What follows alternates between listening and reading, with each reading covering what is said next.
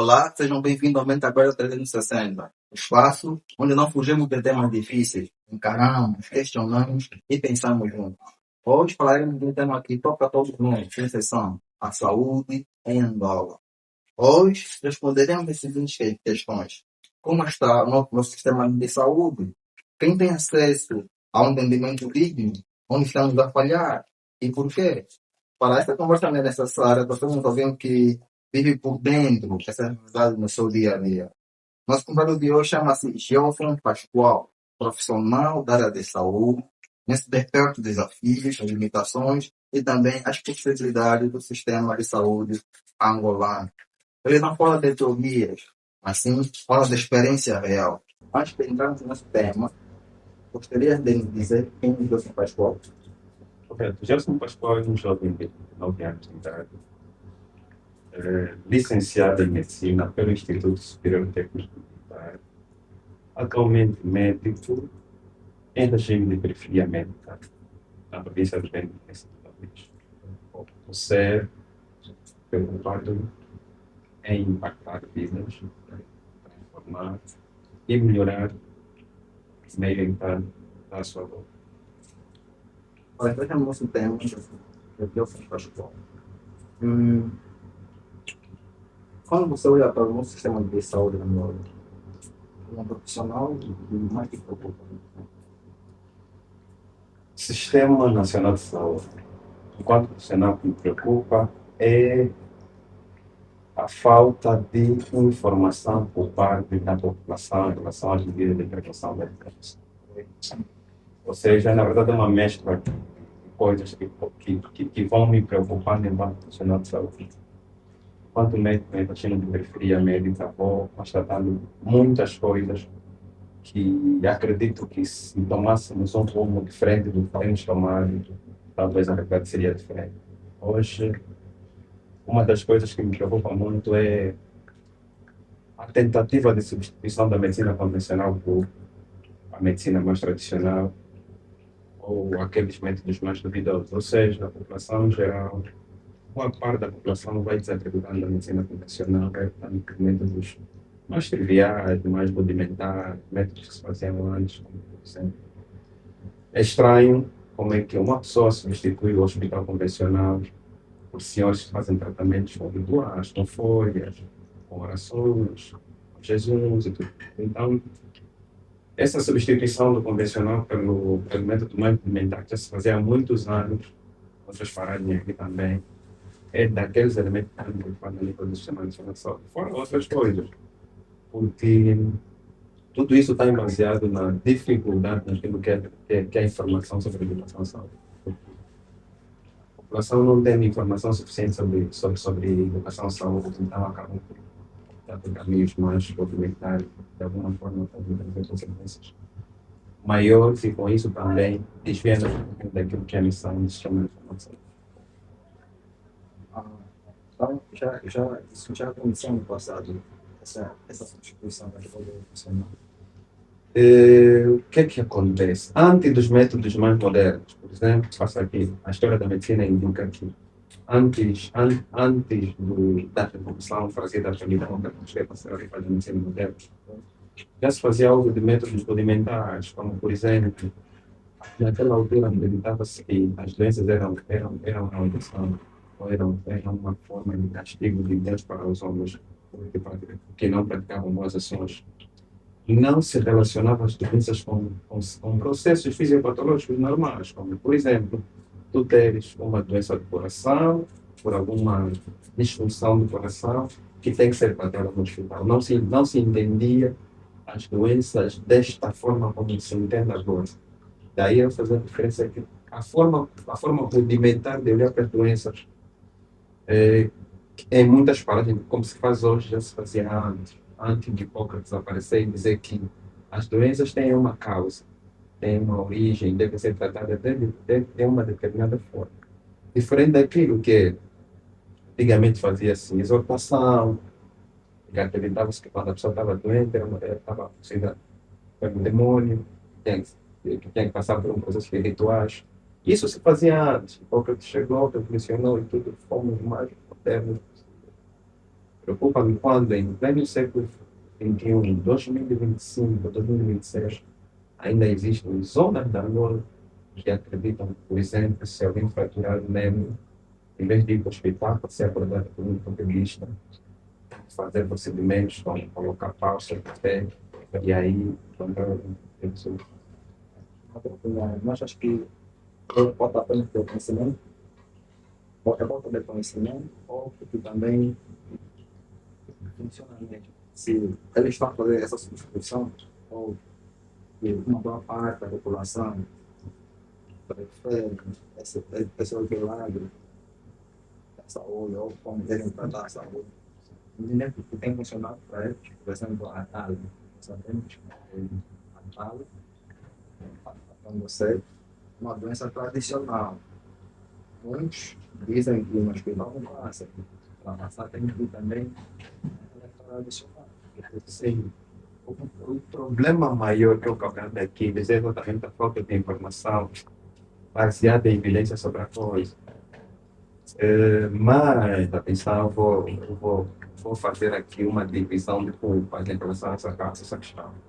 Por exemplo, uma pessoa que está numa zona recôndita, em que provavelmente na zona em que ela vive tem, se calhar, no mínimo um posto médico, com menos de 5 profissionais de saúde, e esses profissionais também são 100%.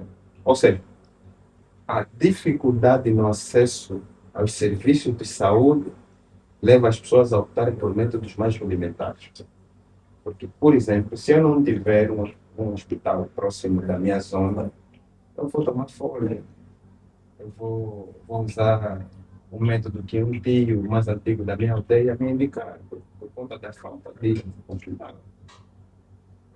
Com isso, então, há essa questão. Também, digamos que a cobertura sanitária a nível nacional já não está ainda tão completa, o que leva a parte da população a optar por esses métodos. Agora, se funciona, não sei. O que eu consigo dizer é que a tala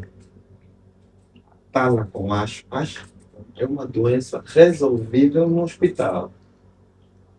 Tanto é que todos os procedimentos usados tradicionalmente só agravavam ainda mais o problema. Corretamente. Só que há uma falsa sensação de que o problema foi resolvido pelos métodos tradicionais. Há uma falsa sensação, há uma falsa visão do que o problema foi resolvido. Porque o corpo por si luta contra as enfermidades antes de qualquer intervenção médica ou medicamentosa. Então, algumas vezes, dentro dessa luta do corpo com a enfermidade, o corpo às vezes vence. Então, parece que é o método que foi usado que funcionou, mas na verdade é o próprio organismo assim que se restaurou. Então, sobre isso, podemos falar um pouquinho mais sobre isso na frente. E ainda falando sobre saúde em Angola, segundo o Gelson, a saúde em Angola de qualidade tem acesso a todos ou apenas a um grupo pequeno de pessoas? Eu acredito que, tal como fiz referência na abordagem anterior, podia se estender mais. As pessoas muitas reconhecem que nos últimos anos houve um grande investimento no que toca às estruturas sanitárias em Angola. Nunca tivemos um movimento tão grande no quesito políticas ligadas à saúde. Como grandes estruturas, como, por exemplo, a criação de colégios para internatos para especialistas, para especialidade e tudo mais. Crescendo. As pessoas têm que ser práticos e dizer que a cobertura ainda precisa ser mais alargada, porque ainda existem zonas em Angola que até podem ter unidades hospitalares melhores, mas esses hospitais não estão equipados. Então, quem consegue ter um acesso aos estudantes de saúde de qualidade, se calhar é uma pessoa que está dentro das capitais das províncias, aqueles municípios mais desenvolvidos, quem tem algum poder financeiro. Então, podemos fazer mais, podemos nos estender mais ao ponto de não termos, por exemplo, uma criança com 4 meses e não conseguiu fazer sequer uma vacina, porque o hospital onde tem vacina, por exemplo, são 70 quilômetros da zona em que eles estão. Certo? E não sei se o José está percebendo, reclama-se muito condições, como tu estás colocando. Eu estou mesmo na área do Polipen, da técnica. A pessoa está ao meu redor, não só eu também, já tive essa experiência. Os hospitais não têm condição mínima. Alguns hospitais não têm condição mínima. Você pode ver, brasileiros, médicos, querem para você comprar o doutor. Quando a médica não compra também, ele apenas preparação de receita, então, eles também não compram lá fora. O que é que acontece? O que é que está a faltar para esse ter resolvido? Isso acontece maioritariamente na comunidade de nível primário, que são, para mim, as unidades basilares para o controle e melhoramento do sistema de saúde. Porque antes de se chegar no nível secundário, que são os hospitais provinciais, até passar para o nível mais central, que são os hospitais de referência, os hospitais centrais. É preciso que se crie condições do nível primário estar, digamos que, em condições de dar resposta a situações básicas. Vamos aqui fazer uma reflexão mínima sobre aquilo que eu acho dessa questão. Há pouco investimento no nível primário. Por exemplo, nos últimos anos nós conseguimos verificar muitos hospitais no nível terciário. O nível terciário é o nível mais alto do sistema nacional de saúde. Mas antes de por exemplo, o nível terciário vai atender daquelas doenças mais complexas. Antes do indivíduo desenvolver uma doença complexa, ela começa por uma doença mínima que até tem uma forma de controle ou prevenção.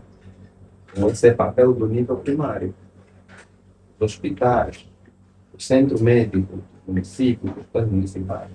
Tem como principal finalidade fazer com que o indivíduo, por exemplo, fatores de risco para desenvolver, por exemplo, insuficiência renal ou hipertensão arterial, não chega até ao desenvolvimento dessa patologia. Então, tem que criar políticas, modos que se consiga, por exemplo, fazer com que o indivíduo não chegue até ali. Mas se os hospitais do nível primário não tiverem o básico, certo? Tem hospitais do nível primário que não tem esfigmomanómetro para conseguir aferir a pressão de um utente ou de um doente. Sem esses dados, eu não consigo saber se eu preciso de criar forma de prevenção desse utente. E depois, como consequência, ele desenvolve a doença. Já tem que ser tratado no nível terciário, ou seja, é criar forma de cortar o mal pela raiz. E quem faz isso é o nível primário. Quer dizer que ali é onde devia ter o maior investimento, mas faz exatamente o contrário. Não tem tanto investimento no nível primário, vão apetrecher as estruturas terciárias. Então, se criássemos, e depois outra questão que eu também acredito, a sensação de que há falta de condições nos hospitais deve-se em parte por conta da demanda, procura. Eu acho que se nós investirmos na prevenção, vai ter pouca gente a aderir aos hospitais. Se tiver pouca gente a aderir aos hospitais, provavelmente os poucos recursos que lá vai dar para suprir a necessidade daquele pouco grupo que vai. Mas como nós não investimos na prevenção, nós temos uma pilha de pacientes que vão aos hospitais. E nós não conseguimos, digamos que, abastecer ou reabastecer o máximo de produto para aquela demanda toda. Como é que a gente quebrar o segredo para não pararem? Era aquela limitação.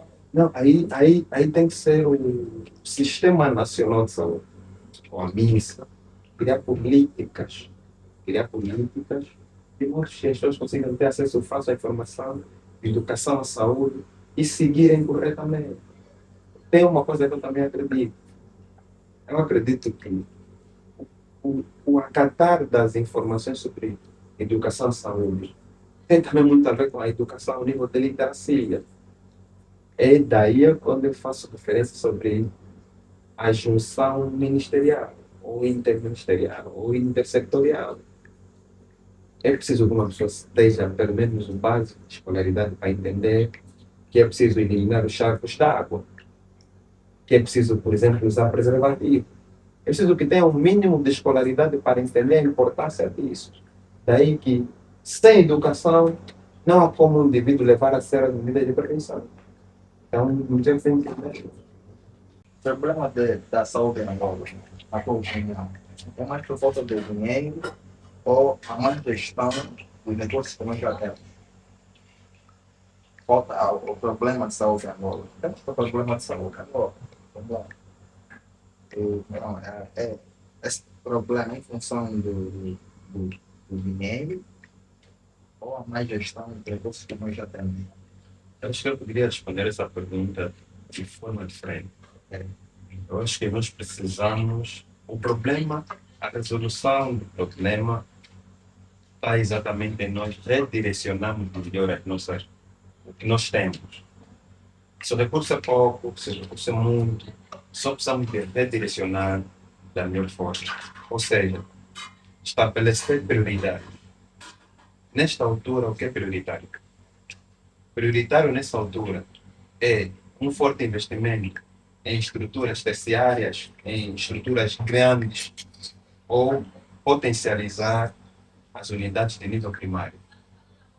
Então, o segredo está essencialmente em estabelecer necessidade. O que é que eu preciso? Eu preciso até 2030 erradicar a malária. Como é que eu consigo chegar até esse objetivo? É construindo estruturas megalomas, estruturas grandes, que só vão atender casos complexos, ou conseguir melhorar o nível de saúde primário, de modo que eu consiga, pelo menos, fazer diagnóstico rápido da malária, de modo a não chegar a uma malária complicada e eu tratar disso. Criar políticas, ações de prevenção da doença. O que é possível nessa altura?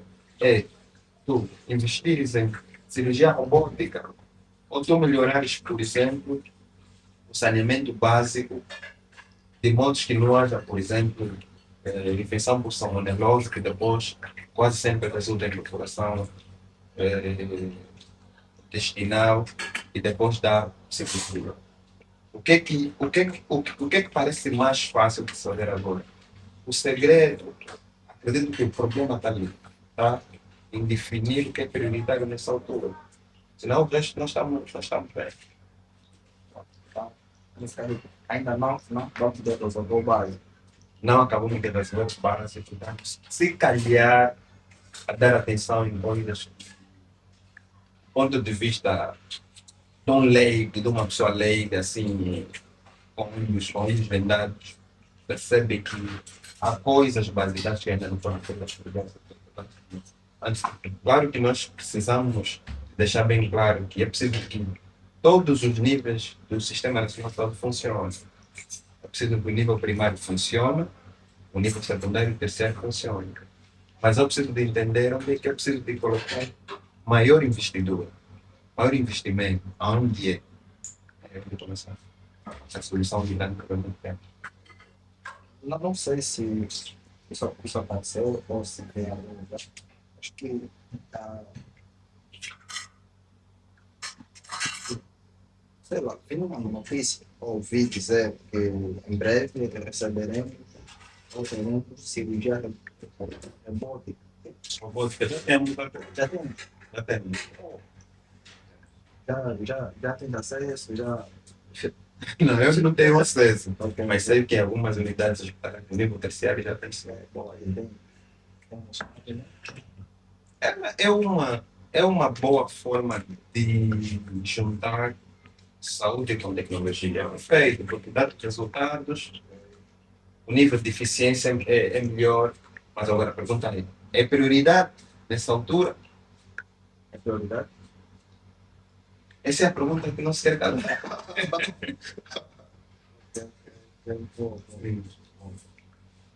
Pode fazer uma questão aqui que está aqui no nosso bolso. Estou aprendendo muito, obrigado. Pode fazer uma questão aqui. Como é trabalhar diariamente num sistema onde muitas vezes o profissional quer ajudar, mas o sistema não ajuda o profissional? Olha, faço essa questão porque és médico. Tá vendo? É verdade. Acho que é das coisas mais complicadas. É das coisas mais complicadas que um profissional pode enfrentar.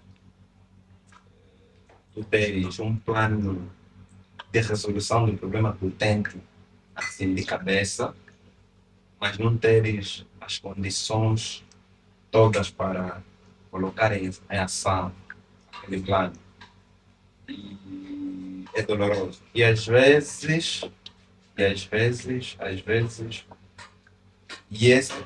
Essa também é, se calhar, uma das formas de justificar alguns colegas ou algumas unidades que solicitam que o familiar faça a aquisição de algum meio fora da unidade hospitalar. Tudo porque ele sabe que essa questão pode ser resolvida. Só não temos as ferramentas, só não temos os meios para se colocar em ação. Então, é como tu estares de mãos atadas para uma situação que tu realmente consegues resolver. E até que ponto a corrupção e o desvio de recursos impactam diretamente na vida do paciente como ele? Essa questão é muito complexa e muito comprometedora, mas eu vou falar do que eu consigo falar. Eu acho que cada um de nós precisa de criar formas de melhorar o seu modo de operante dentro do profissional de saúde. Refirmos, por exemplo, nós temos poucos meios. Temos poucos meios. Poucos meios que temos, às vezes, somos nós a subtrair. Por exemplo, nós temos, por exemplo, temos as academias, temos os institutos, que de alguma forma vão formar os profissionais para darem resposta àquilo que é a missão do Sistema Nacional.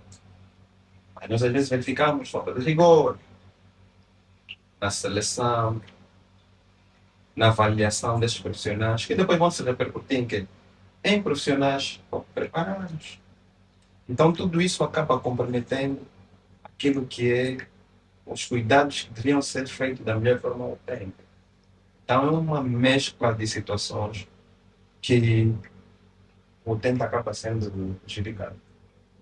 E ainda dentro da questão que eu coloquei, você mencionou que alguns profissionais traem alguns itens dos hospitais. Será que isso é comum aqui nos hospitais? É muito comum isso? Eu não consigo dizer se é muito comum ou pouco comum, mas eu consigo. Por que eu faço essa questão?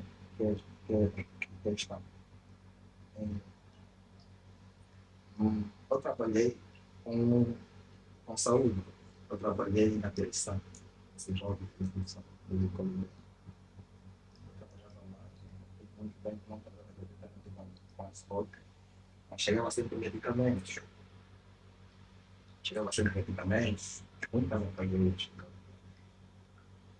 E a mais, das vezes que eu ia nos hospitais, né, da área, que é quase que não tem nada, quase que não tem luva, ou não tem itens básicos. É muito legal. Mas chega sempre medicamentos. Será que o município é tão grande e não dá para abastecer todos os hospitais? Ou acaba tão rápido? É por isso que eu coloquei essa questão no papel. Perfeito. Eu acho que o que é que eu consigo dizer? É o que me fazia confusão e estou a aproveitar a presença aqui para poder me esclarecer, sem ser médico. Sim, o que é que eu consigo dizer? Nós, cada um de nós precisa de sentir-se parte integrante da melhoria do sistema. Cada um de nós precisa de carregar a responsabilidade do melhoramento do sistema. Então, às vezes, nós temos a tendência de responsabilizar e depositar a solução do problema em uma única pessoa, em um grupo em específico. Cada um de nós funciona como um vetor do melhoramento disso. Por esse mesmo motivo é que cada um de nós é parte do problema. Por isso, quando eu coloco a questão anterior sobre a possibilidade de precipitação, mas é aquela coisa de querer ter meios em casa, coisa que eu reprovo. Ok. Tudo que é meio hospitalar tem que estar no hospital. E as pessoas vão tendo essas práticas e depois vão levantar questões do tipo, não temos meios. Mas quando cada um de nós precisa de entender que aqueles meios são bons, são de estar aí. Então, o problema às vezes está exatamente em nós percebemos que nós somos parte da solução. Se nós mudarmos o nosso modo de operar, sermos pessoas responsáveis, sermos pessoas íntegras, então as coisas mudam. Então, continuo, vou voltar a mencionar, ou a teclar, o problema é a educação. Temos que nos educar mais. Temos que trabalhar mais na educação. A saúde angular trata mais doenças ou promove saúde e prevenção? Eles tratam mais ou promovem mais? Complexo, essa questão é complexa. Muito bem. Atenção que algumas perguntas eu vou respondendo na experiência enquanto profissional, outras vezes na experiência enquanto cidadão, que também vai a uma unidade hospitalar, que também se debate com as questões ligadas ao problema de saúde em Angola. E o que é que eu posso dizer? Nós ainda estamos muito focados naquilo que é curar as doenças. Nós, quando percebemos que o segredo está na prevenção das doenças, através de políticas de saúde pública,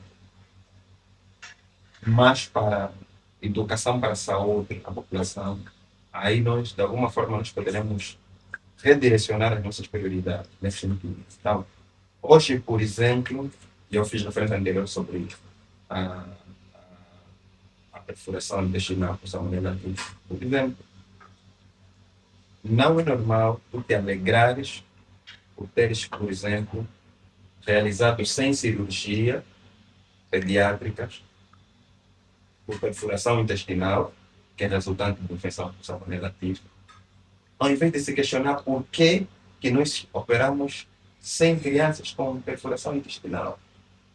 Salmonela típica. Pastor Felipe, não sei o que é isso. Tá bom, vou esclarecer. Perfuração intestinal. Como se funciona? Perfuração intestinal mesmo. O intestino é um órgão. Ok. Ele perfura, ela pode perfurar quando há uma infecção por salmonela típica. A salmonela típica é o agente causal da febre tifoide. Ou seja, reorganizando as ideias. Uma criança desenvolve febre tifoide várias vezes, febre tifoide repetitiva, e como a infecção não foi controlada, então o intestino perfura. Quando o intestino perfura, a solução, o tratamento é cirurgia. Então, a abordagem cirúrgica. Não é mais fácil sentar e analisar por que nós operamos 100 crianças com perfuração intestinal por salmonela típica, ao invés de bater palmas porque realizamos 100 cirurgias e tentamos optar por criar medidas de prevenção, como, por exemplo, melhorarmos o saneamento básico,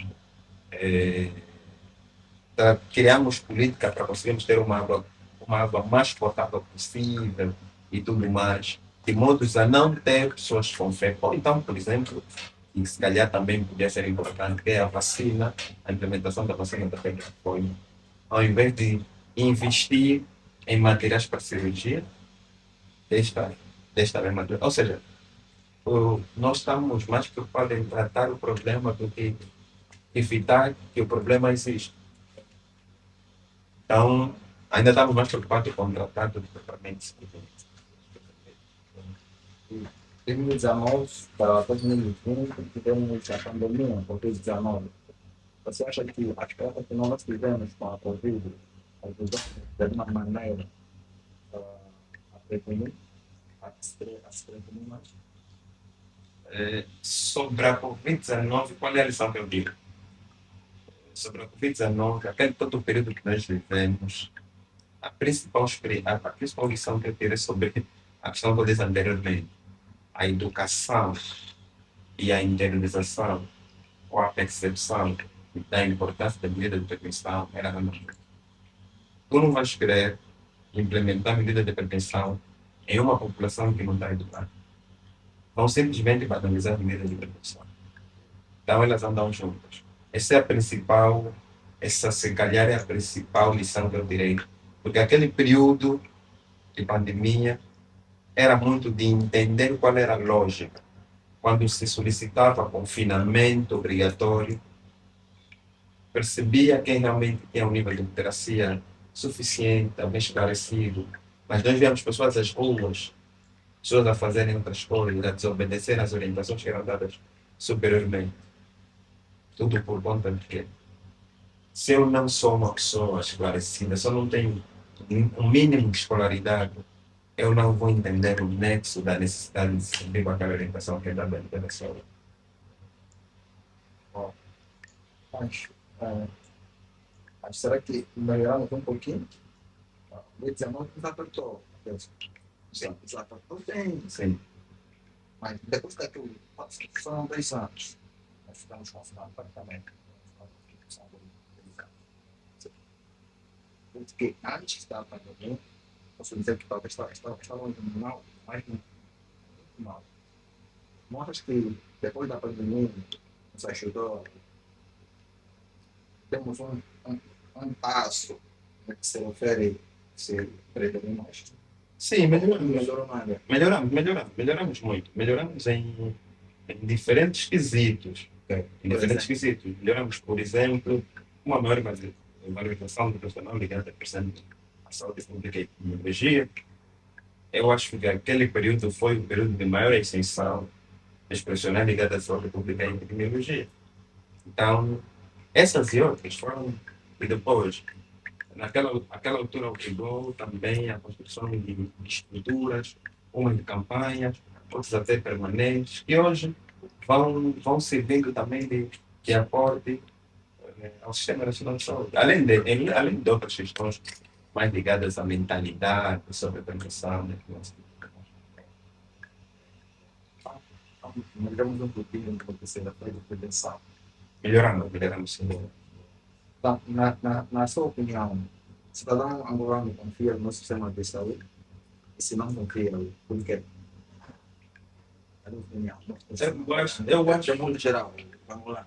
Eu acho que os angolanos têm mais medo do que confiança. Têm mais medo por conta de inúmeros fatores. É preciso nós fazermos diferença que o sistema já melhorou bastante. Né? De um tempo para cá o sistema melhorou. Mas as pessoas ficaram com aquela memória dos tempos idos. É o que ficou, então. Exatamente.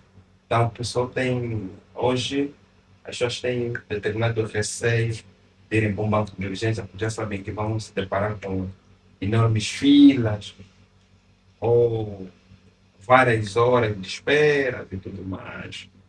Então, essa memória do que acontecia antes ainda acontece em algumas paragens, mas já se melhorou bastante. Então, as pessoas ficaram com aquela memória. E hoje as pessoas não têm medo dos cuidados como tal, mas têm medo de enfrentar essa questão da demora no atendimento e tudo mais, que se vivia antes que hoje, precisamente dizer que já melhorou bastante. Eu concordo com o tempo, porque acho que um mês passado, 2 meses atrás, eu tentei familiar no hospital, aí foi bem, aí ao lado da centralidade do primeiro, isso é o primeiro. Sim, sim. Eu fui visitar, né? Só que agora, né? Sim, exatamente. Muito bem organizado. Atendimento lá. O clima, parecia que estava num hospital quando eu estiver na televisão, né? Na televisão. Yeah, gostei muito, mas alguém de lá disse, não, isso aqui é básico. Comprando com outros hospitais é muito básico, mas para mim já estava fixe, tá ligado? Exatamente. Já estava top. Mas nós ficamos com aquela memória anterior Yeah. e o medo permanece. Mas, e depois, hoje nós temos uma avalanche de jogos também dentro do sistema, que vão criando também uma certa revolução, desde o atendimento, a prestação de cuidados. E nós estamos bem, podemos estar melhor, podemos estar melhor, mas nós estamos a caminhar bem. Qual é a tua previsão daqui a 10 anos? Como que vai estar o nosso sistema de saúde lá? Daqui a 10 anos, né? No ritmo que nós estamos, ou naquilo que vemos atualmente, daqui a 10 anos, no teu pé, estaremos em que ponto? Daqui a 10 anos, como agora nós estamos, falou-se muito sobre a necessidade de um investimento no nível primário, e parece que agora ouviu-se, e dentro daquilo que são as políticas voltadas para a saúde, os planos ligados à saúde para agora, daqui para frente, é exatamente um maior investimento no nível primário. Também vê-se por aí os colégios dentro dos hospitais escolas, a desenvolverem os especialistas e tudo mais, outros também a serem formados fora da Angola. Então, daqui a 10 anos, o que eu consigo observar é um grande melhoramento, porque o único calcado daquilo era exatamente o investimento no nível primário. Se agora fala sobre melhorarmos o nível primário, investimento no nível primário, então 10 anos, se calhar é muito, se calhar daqui a 5 anos conseguimos melhorar bastante. Teremos mais especialistas, teremos uma melhor qualidade de prestação de serviço a nível primário, se realmente assim se investir, e teremos menos necessidade de fazer, acorrer ao estrangeiro, à busca de cuidados especializados. Estamos a crescer muito nesse nível. Hoje há mais nos hospitais, há mais profissionais estrangeiros ou nacionais? Eu não consigo te dar esse dado. Ok. Não consigo te dar esse dado mesmo. Não consigo te dar esse dado. Porque eu estou observando que muita gente, cada ano, acho que o mês passado, 2 meses atrás, recebeu sim um comunicado que anulou-se o curso de medicina.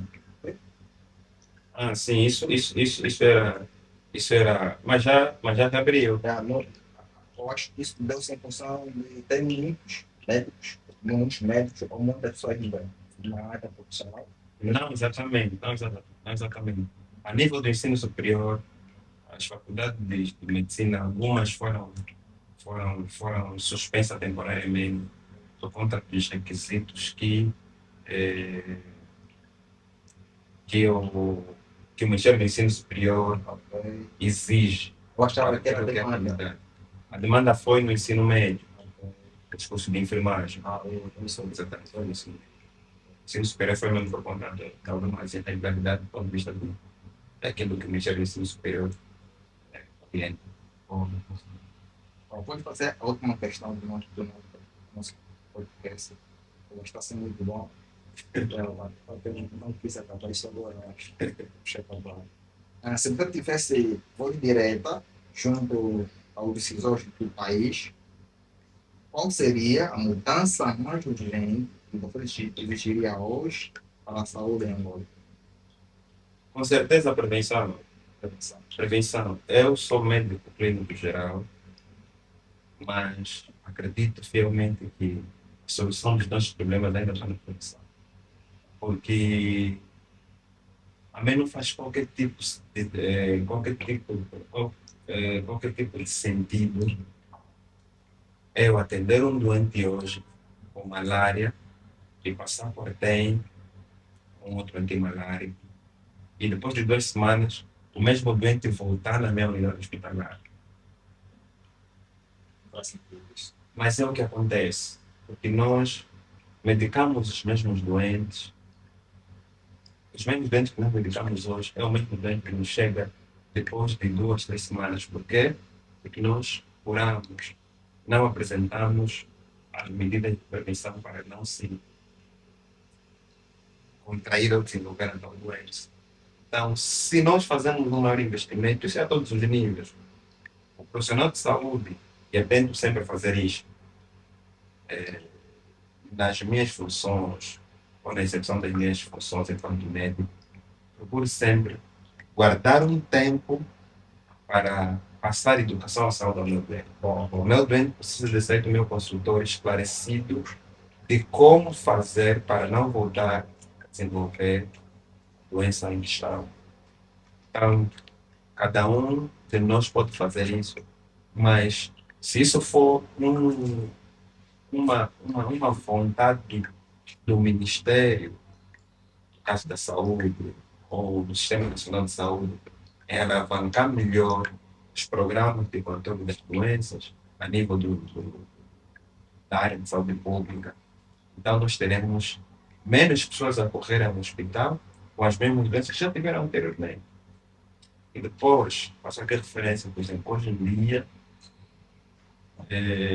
a esperança de vida aumentou mais ou menos 62 anos. O que também faz com isso traz consigo o aumento das doenças crônicas não transmissíveis. A diabetes, a hipertensão, as doenças renais. Tudo isso precisa de se criar medidas, programas, a prevenção dessas doenças. Essas doenças são doenças de idade. Quanto mais anos de vida nós temos, maior a facilidade de desenvolver. Tem que ter programas com vistas a prevenir essas doenças. Então, cada vez mais presente na nossa sociedade. Além das doenças que nós comumente estamos constantemente a ver, a malária, nós agora também estamos a ter um grande alavancar das doenças crônicas não transmissíveis.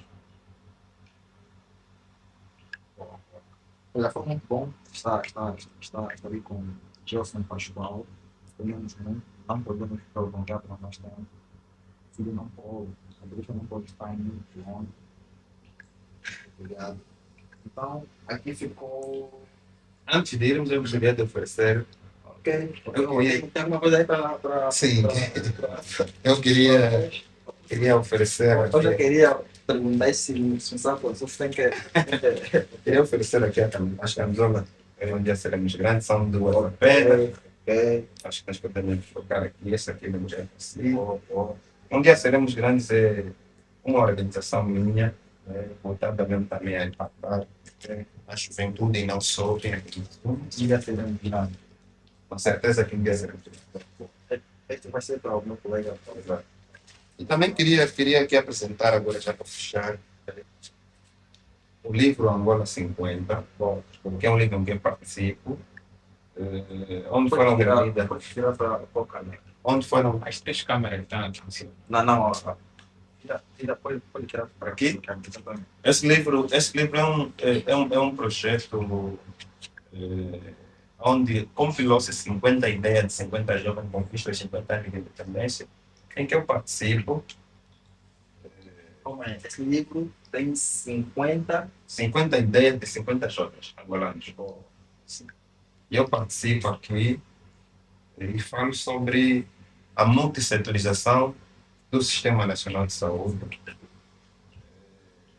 ou como forma de melhoramento do Sistema Nacional de Saúde. Eu acredito fielmente que só o Ministério da Saúde não conseguirá resolver os problemas de saúde agora. É preciso fazer confluência, se fundir, criar junção de força com outros ministérios para que os problemas de saúde sejam resolvidos. Por exemplo, tu tens a cólera, mas o Ministério da Saúde vai conseguir resolver o problema da cólera por si só. Precisa de entrar em comunhão com o Ministério, por exemplo, de Energia e Água, de modo a termos um melhor abastecimento de água e uma água potável. É preciso, por exemplo, que se faça uma confluência com o Ministério do Ambiente, de modo a termos um melhoramento do saneamento básico, as empresas de recolha de lixo. Então, todos esses ministérios, esses setores, precisam de se unir com o Ministério da Saúde para alavancar, então, no nível de proteção da criança. E como é que deu esse livro? Tem uma. Posso comprar via online? Não, o livro é gratuito. É gratuito. O livro é gratuito. Nessa altura, 100% gratuito. exatamente, proibido a venda. Proibido a venda. Então é isso. Bom. Esse foi o nosso podcast, Mente Agora 360. Pedimos para se inscrever no canal, para não perder os próximos vídeos. Até a próxima.